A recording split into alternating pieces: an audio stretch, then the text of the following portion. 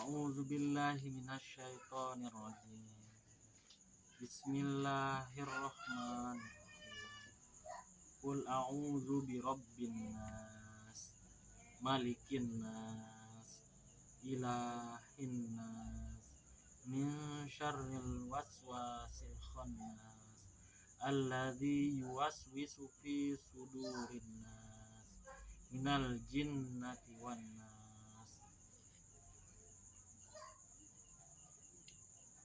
Katakanlah, aku berlindung kepada Tuhan manusia, Rajanya manusia, Tuhannya manusia, dari kejahatan setan yang bersembunyi, yang membisikkan ke dalam dada manusia, dari golongan jin dan manusia. Katakanlah, aku berlindung kepada Tuhannya manusia. Seperti yang tadi, di sini kita disuruh menyatakan pada diri kita sendiri, nyatakan pada diri kita sendiri bahwa aku berlindung kepada Tuhan manusia. Nah, siapa Tuhan kita di sini? Nah, di sini kan Allah sudah jelaskan.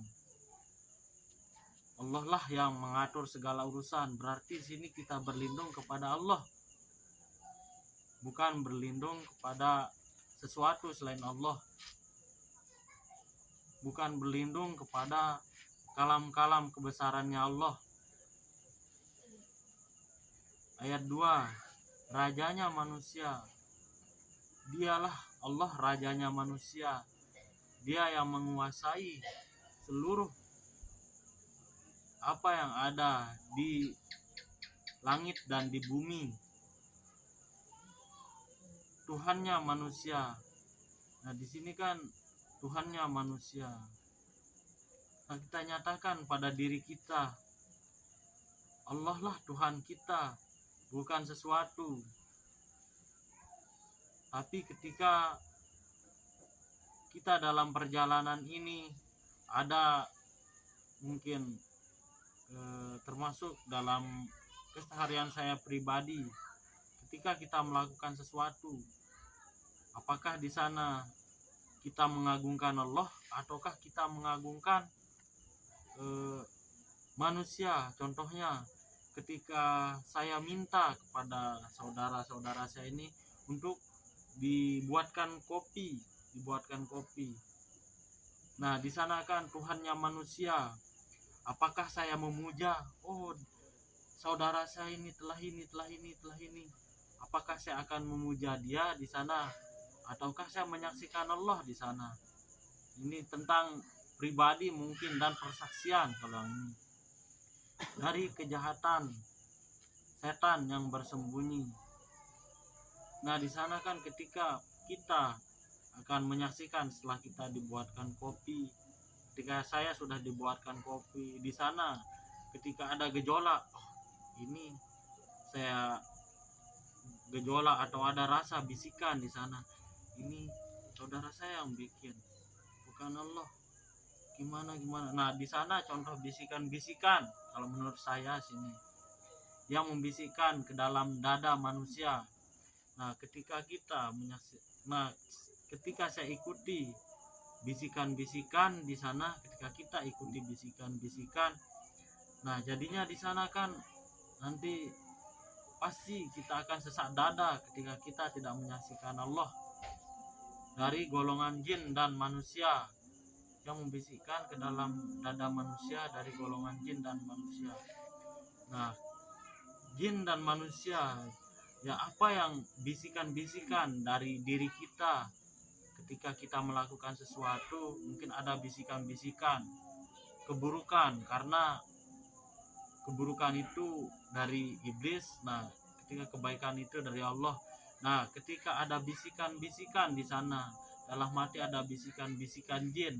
Nah, dan dalam persaksian kita, dalam kita bersosial, ada mungkin pertentangan-pertentangan di dalam masyarakat kita yang menentang, yang bertentangan dengan Al-Quran. Nah, mungkin seperti itulah sedikit kalau menurut saya sini. Mungkin saya akan membahas ulang sedikit, saya tambah, bukan Ya, tambahan, ulang versinya mungkin. Ya, alhamdulillah. katakanlah aku berlindung kepada Tuhan manusia. Biasanya kan kalau kita membaca surat An-Nas ini ada perintah ada yang dicontohkan oleh Rasulullah untuk kita baca Al-Ikhlas, Al-Falaq, An-Nas untuk sesuatu dan lain-lain, untuk kita memohon perlindungan kepada Allah dengan cara kembali kepada Allah. Di sini dinyatakan, katakanlah aku berlindung kepada Tuhan manusia. Aku yang ada. Salam.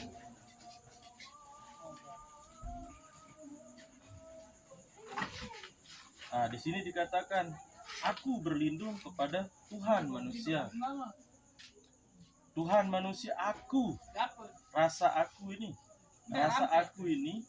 Ada rasa aku di dalam kita ini. Ketika kita masih ego, ada rasa aku ini berlindung, diperintahkan Allah berlindung kepada Tuhannya manusia.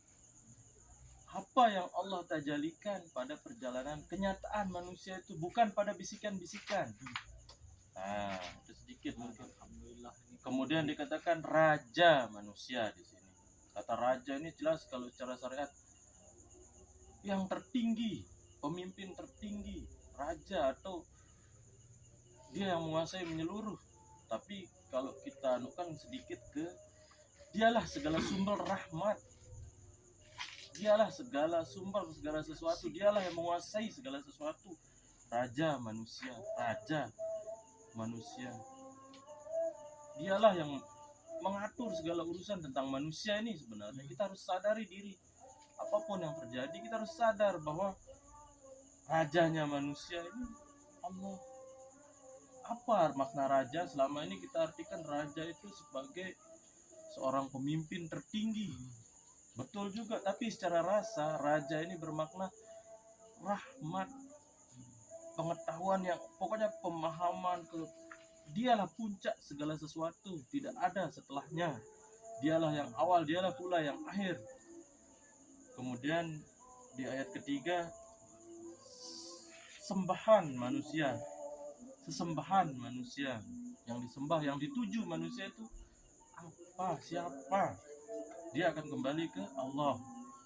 Allah itu harus betul-betul berarti kita kenal. Jangan hanya kita mengucapkan ayat-ayat yang ada di sini, tapi kita tidak mengenal yang punya ayat di sini. Dari kejahatan, setan yang bersembunyi. Setan ini sebenarnya luas maknanya, ada setan, sebenarnya kebenaran tapi yang tidak abadi. Setan ini misal kehendak-kehendak dunia, seperti membuat zimat, membuat kayak gitu-gitu kita lepas, atau mengandalkan sesuatu selain Allah itu lepas. Karena dia walaupun bisa misalnya benda-benda itu melindungi kita hanya sesaat, itu pun hanya hayalan, bukan pada kebenaran. Yang bersembunyi, yang membisikkan ke dalam dada manusia,